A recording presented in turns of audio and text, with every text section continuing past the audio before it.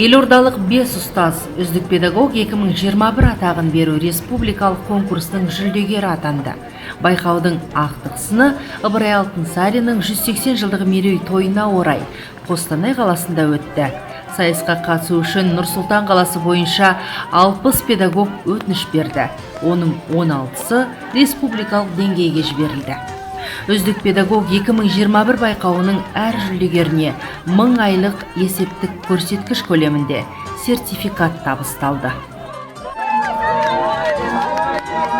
Армысыздар Нұр-Сұлтан, армысыздар қазақ елі. Қостанай облысында Ыбырай Алтынсариннің туып өскен жерінде Ыбырай Алтынсариннің 180 жылдығына орай үздік педагог атағын бізге берді. Және осы байқауда жеңіске жеткеніме Нұр-Сұлтанның намысын қорғап, республика көлемінде үздік педагог атанғаныма өте қуаныштымын. Мен өзімді бақытты сезінемін. Мен өз мамандығыммен мақтанамын. Және Қазақстан Республикасының білім саласында аянбай еңбек етуге, жас бүлдіршіндердің болашақта жақсы маман иесі болып атануына үлес қосуға, бар білгенімді болашақ ұрпаққа арнауға уәде беремін. Ұстаздар, мерекелеріңіз құтты болсын. Қазақстанның жеңісі құтты болсын.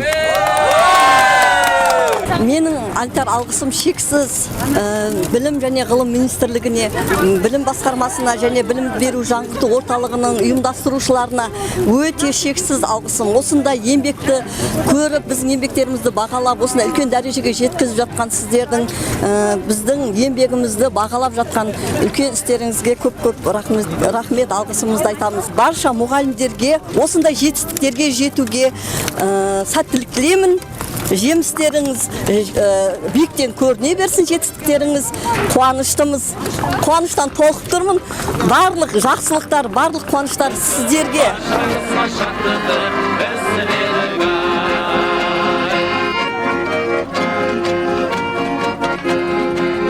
Маған бүгін өте сәтті күн, қанша жыл, 28 жыл еңбегім бүгін бағаланды деп айтуға тура келді. Үлкен қуаныштамын.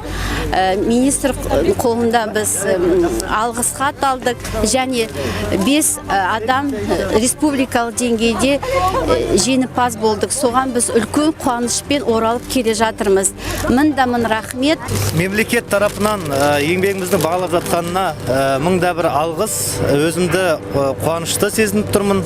Осы тұрғанда Қостанай облысы әкімдігіне, Қазақстан Республикасының білім және ғылым министрлігіне үлкен алғысымызды білдіреміз. Рахмет.